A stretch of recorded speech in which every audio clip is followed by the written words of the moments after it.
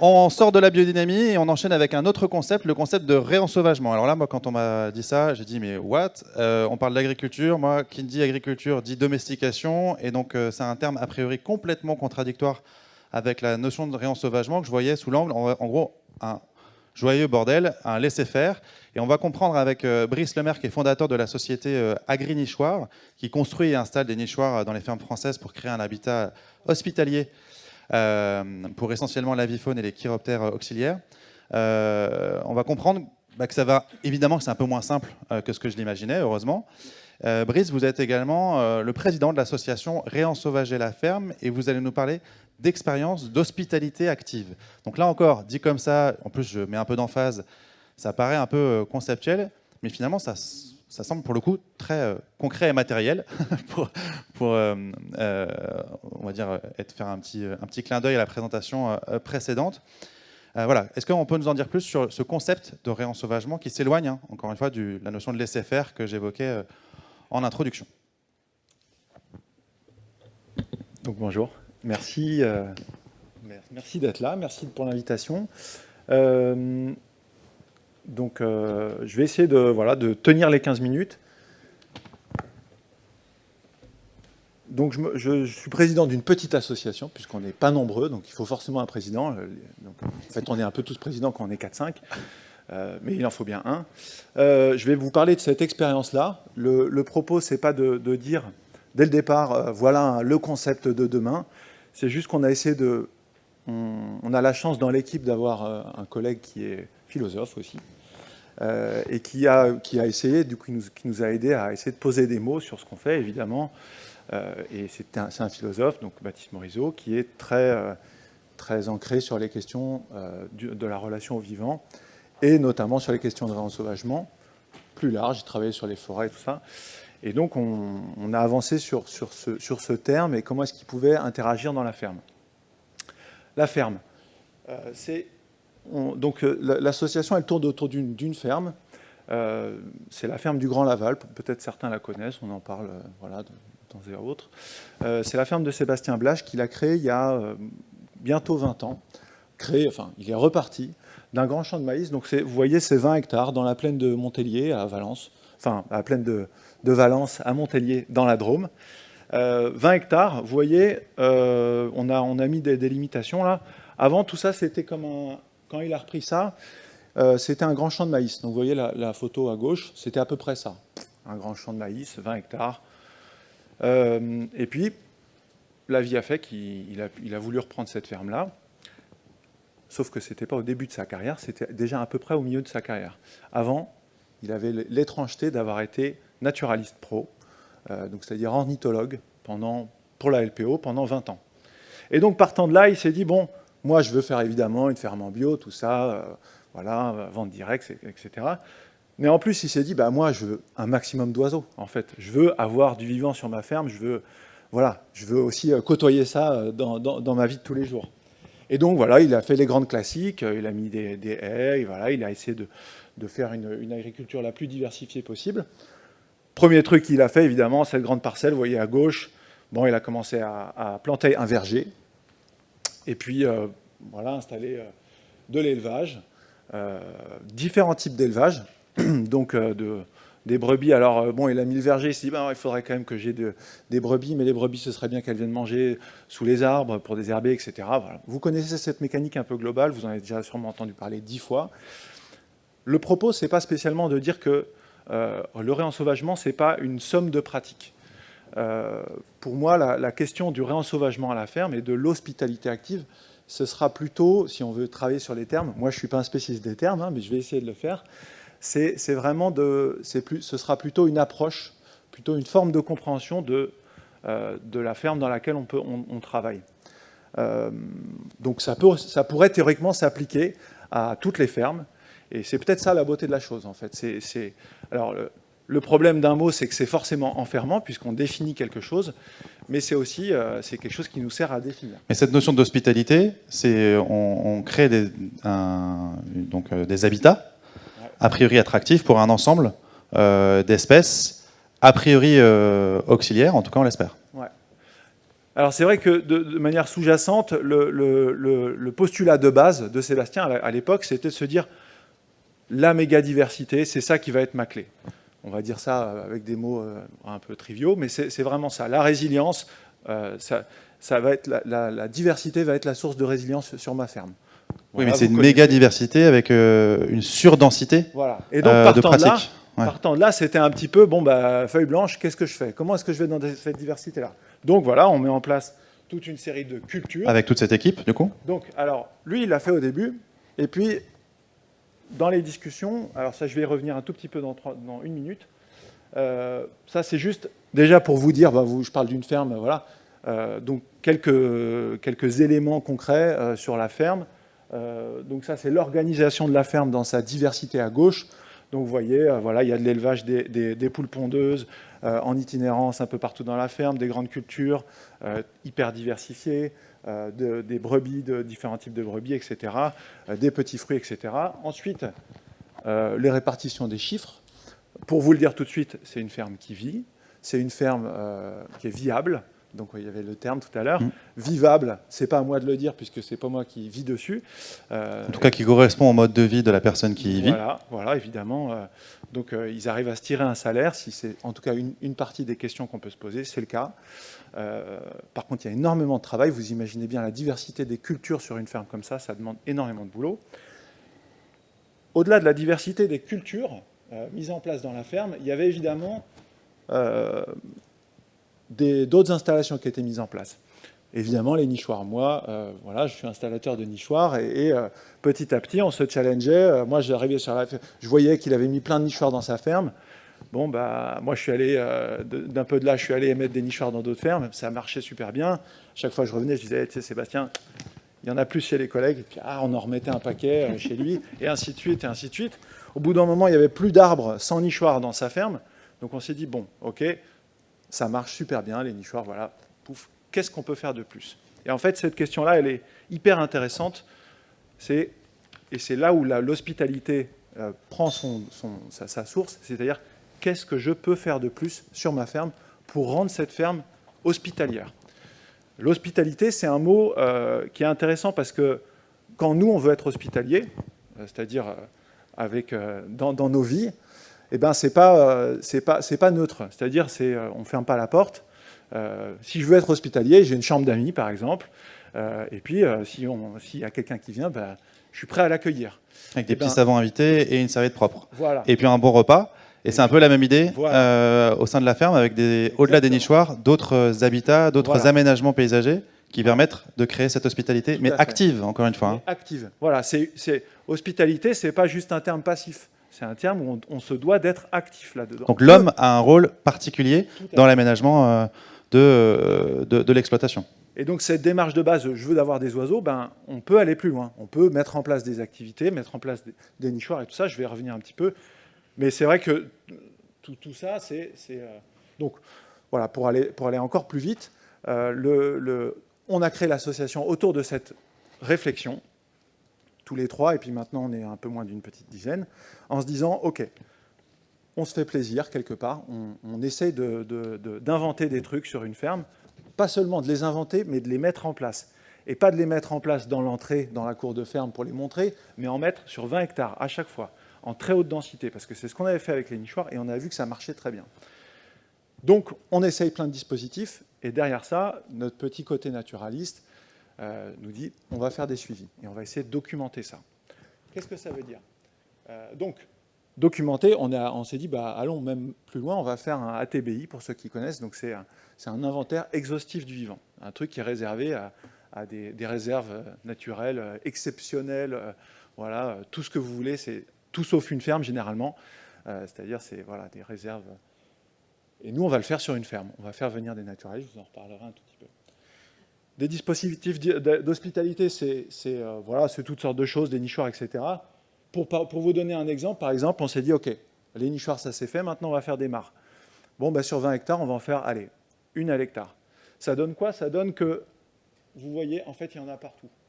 Une ici, une ici, une ici, une ici, une ici. J'ai essayé de prendre une photo satellite la plus récente possible, mais vous ne faites pas 50 mètres, allez, 100 mètres sur la ferme sans tomber sur une mare. De différentes formes, avec différents usages possibles. Il y en a qu'on a imaginé pour abreuver les brebis, d'autres qui ont été juste pour les libellules, etc. Et vous imaginez pas déjà la beauté de la chose sur une ferme, et puis en plus la réaction du vivant par rapport à ça. Puisque cette réaction-là, on l'a documentée. Alors là, ça c'est un petit exemple. On a réouvert par exemple un ruisseau qui était embusé. On a fait sortir l'eau de la buse, et puis on a testé des ouvrages type castor. Voilà, donc on a essayé d'imiter le castor pour recréer des dynamiques propres au castor. On a fait ces inventaires. On fait des inventaires depuis 2 ans et demi. On fait venir des spécialistes, tout accent, de partout en France, des gros spécialistes, comme peut-être vous imaginez, puisque vous êtes plus des scientifiques que moi, mais des spécialistes des mouches, des spécialistes des araignées, des spécialistes de tout. En 2 ans, sur cette ferme-là, on a déjà identifié, donc vous voyez, on est à bientôt 9000 observations sur ces 20 hectares. Et on a dépassé, là, il y a quelques semaines, les 2500 espèces. Bon, ça veut dire quoi? Ça veut encore dire beaucoup et pas grand-chose. Pour moi, ce qui est hyper important, c'est que 2500 espèces plus un être humain. Et donc, on se positionne un petit peu là-dedans. C'est-à-dire que la ferme, ce n'est pas que l'humain et les 25-30 cultures qu'on cultive. C'est aussi tous ces collègues de travail qui sont là. Alors, la question qu'on se pose, évidemment, c'est est-ce qu'ils sont là parce qu'ils sont là et parce que c'est la plaine de Valence, ou est-ce qu'ils sont là parce qu'on travaille, parce qu'on fait de l'agriculture et tout ça? On a essayé, je passe des diapos, j'en prends une qui est là, que je trouve assez représentatif. On a fait bosser un futur doctorant, justement, qui va faire sa thèse là, à partir de l'année prochaine, pour faire des inventaires vraiment très, très protocolés sur les papillons. La chance du truc, c'est qu'on avait 3 types de parcelles. Les parcelles qui ont 17 ans, les parcelles qui ont 10 ans, et les parcelles qui ont 2 ans. Et sur la même ferme. Et on a regardé quelle était la réponse des présences ou non de papillons. Je vous le donne en 1000. La différence est forte. À gauche, en rouge, ce sont les parcelles qui ont 1 an, qui ont été reprises il y a 1 an. Donc, à gauche, le graphique de gauche, c'est l'abondance des papillons. Le graphique de droite, c'est la richesse spécifique, donc le nombre d'individus dans une même espèce. Vous voyez que donc, plus la parcelle est ancienne, plus on a non seulement une abondance des espèces, mais plus on a une diversité spécifique. Donc, les pratiques ont bien un rôle. C'est-à-dire, ce qu'on fait sur la ferme, c'est vraiment ça qui fait que non seulement c'est hospitalier, mais que ça répond. Ce qu'on fait, il y a de la réponse. Donc, c'est assez magique. Voilà, vous voyez, une autre forme de représentation. Un truc qu'on s'est demandé, juste pour le petit, c'est est-ce que c'est représentatif, finalement, par rapport à d'autres fermes? On pourrait se dire, bah oui, mais en même temps, peut-être que c'est parce que si, parce que ça. Il y a plein de manières de prendre ces chiffres-là. Les 3 derniers graphiques, c'est ceux que je viens de vous montrer. Les reprises il y a 17 ans, reprises il y a 1 an et reprises il y a 5 ans. Si on compare par rapport à la France, c'est des données protocolées, donc on peut les comparer un à un. Vous voyez, toute la France, on est bien en dessous. Sud-est de la France, pareil, on est encore bien au-dessous. La moyenne de la ferme du Grand Laval, elle est au-dessus non seulement des moyennes régionales, mais des moyennes nationales, mais des moyennes régionales. Donc voilà, vous voyez que vraiment, le travail d'hospitalité et de réflexion sur un milieu, ça a des formes d'efficacité. Pour conclure, enfin en tout cas se rapprocher de la conclusion. Alors, la conclusion, pour nous, l'enjeu, c'est vraiment il y a un enjeu fort de reconnecter le monde naturaliste, c'est-à-dire les 2500 autres espèces qu'on peut connaître, qui sont là avec nous, sur la ferme, avec le milieu agricole. En fait, il nous faut absolument reconnecter notre connaissance. Il n'y a pas que l'agronomie et tout ce qu'on a appris qui peut être super intéressant. L'écologie dure, l'écologie des espèces. Ces 2500 espèces qui sont avec nous sur cette ferme, elles ont toutes leurs relations, leur vie, leurs interactions avec le système. Et à partir du moment où on sait qu'elles existent, mécaniquement, on doit travailler un peu différemment. Et donc tous les aménagements que vous pensez sont éclairés par cette science écologique. Mais dans l'idée même du sauvage, pour revenir sur le terme, parce que encore une fois, on fait un petit peu de sémantique, pourquoi avoir choisi le terme sauvage? C'est parce qu'en fait, on accepte le fait qu'on ne maîtrise pas tout. Ouais. Alors, c'est là où le terme est forcément un peu... c'est tout le problème des termes un peu provocants. Si on avait choisi un terme un peu bateau, peut-être que je ne serais même pas là aujourd'hui. Mais en même temps, le terme réensauvagement, il est hyper intéressant. Alors, Donc là, l'association s'appelle réensauvager la ferme. Oui, avec un Vous verbe voyez, d'action. c'est un verbe actif, c'est pas réensauvager. Enfin voilà, ce verbe il est actif. C'est s'autoriser quelque part à regarder et à faire de la place pour ce vivant. On n'est pas là, c'est pas on soigne le petit renard blessé dans un coin et puis on s'assied sur un banc et on regarde que ça pousse. Voilà, il y a du labour, il y a du non-labour à certains endroits, on taille, voilà. C'est juste qu'on fait partie de cette somme de vivants sur cette ferme et nos interactions de toute façon de base, à partir du moment où on marche, on va écraser, on va tuer, etc. C'est juste comprendre qu'on fait partie de ce méga système hyper complexe. Et cette complexité, en fait, réensauvager, c'est accepter la complexité et s'accepter dedans aussi. Et donc, oui, mais bon agir courage. et organiser Voilà. et tenter de tendre vers une... Ouais. Organiser, en tout cas, Ouais. si ce n'est maîtriser, Ouais. jouer avec cette complexité en aménageant le territoire et l'exploitation. Merci Très beaucoup, bien dit. Merci. Brice, pour cette intervention. Une courte question de la salle, sous vos applaudissements, évidemment. Ou est-ce que, Elsa, il y a un commentaire en ligne ? Un commentaire en ligne qui rejoint un peu l'introduction d'Aurélie sur les finalités. Donc vous avez bien présenté vos finalités sur la diversité et donc on peut s'attendre, le commentaire c'est une question sur les finalités par rapport au rendement et du coup à la rentabilité pour un agriculteur. Donc est-ce que vous avez regardé aussi cette finalité-là? Ouais. Alors, je vous ai montré très rapidement les chiffres de la ferme. La problématique, c'est que chaque ferme est évidemment différente. Chaque agriculteur et agricultrice fait ses choix dans sa ferme qui entraînent plein d'autres choses et qui font que la rentabilité, c'est toujours à discuter, à mettre en regard de plein de choses, mais ça, je ne vous apprends rien. Donc, pour ce qui est de la ferme du Grand Laval, il a ses formes de rentabilité, ses formes d'épuisement aussi, comme tout agriculteur. Mais c'est évidemment pas en opposition. Il n'y a pas de... Voilà, pour moi, c'est évident que la rentabilité, elle doit être au rendez-vous. Et l'idée, c'est pas de se rajouter des contraintes aux dépens de la ferme. C'est comment composer une ferme qui soit le plus hospitalière possible et qui permette de vivre mieux de son métier. Donc ça peut paraître des banalités, mais quand même, si on s'astreint à ça, si on regarde notre ferme avec ce prisme-là, comment je peux être le plus hospitalier possible tout en faisant tourner la machine. Donc voilà, on a des problématiques, il y a les semis, il y a le tournesol, il y a les pigeons, comment est-ce qu'on fait, etc. La vraie vie est là aussi, quoi. Et donc il y a les impasses techniques, il y a les problématiques économiques, cette année il y a la grêle, il y a le gel, etc. Voilà. Donc la rentabilité, c'est un peu... Une question comme ça, c'est un peu compliqué d'y répondre hyper techniquement, mais si vous avez des questions plus précises sur des formes de rentabilité de la ferme... En tout cas, les chiffres sont disponibles, partagés, ouais. avec toutes les charges de travail Bien sûr. qui sont... Enfin, ce serait intéressant d'avoir le comparatif avec les heures de travail, parce qu'on l'a compris, hein, c'est un énorme boulot et que probablement que tout ce travail-là n'est pas rémunéré, à l'heure, en tout cas. Voilà. Donc, mais pour autant, ça correspond à un mode de vie, une façon de faire, une volonté de faire. Tout à fait. Est-ce que ça correspond à ce que tout le monde veut faire? Probablement pas. Mais en tout cas, ça a le mérite d'être transparent de ce point de vue-là. Ouais, peut-être que je peux faire le lien. On a créé en parallèle de ça une association qui s'appelle Ferme Paysanne et Sauvage et qui justement a pour ambition de justement pas dire c'est le Grand Laval, oui c'est ça qu'il faut faire et tout ça. C'est plutôt comment est-ce qu'on s'inspire de ça dans plein d'autres fermes. Et donc on a un réseau d'une vingtaine de fermes là autour qui vont piocher ci et ça, qui s'y testent, qui apprennent les espèces et tout ça.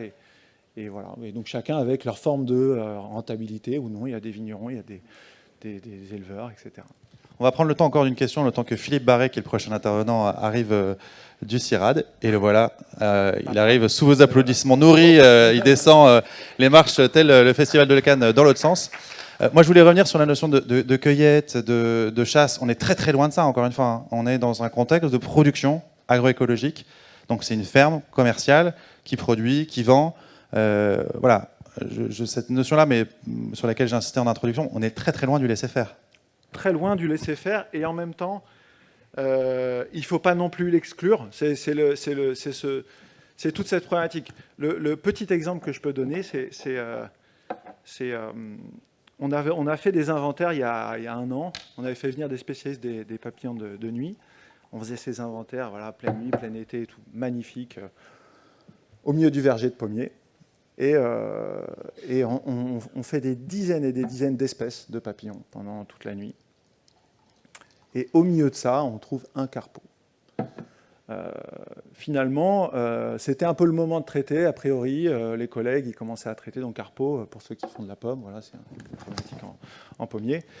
Et finalement, le fait de une des conclusions à la fin, c'était bon. En fait, on a rencontré 25 espèces cousines du carpeau, c'est-à-dire c'est mécaniquement quasiment, ils ont les mêmes régimes alimentaires, le même biotope, etc. Ils sont tous là au milieu du verger, et on a un carpeau. On n'en a pas 25, on en a un.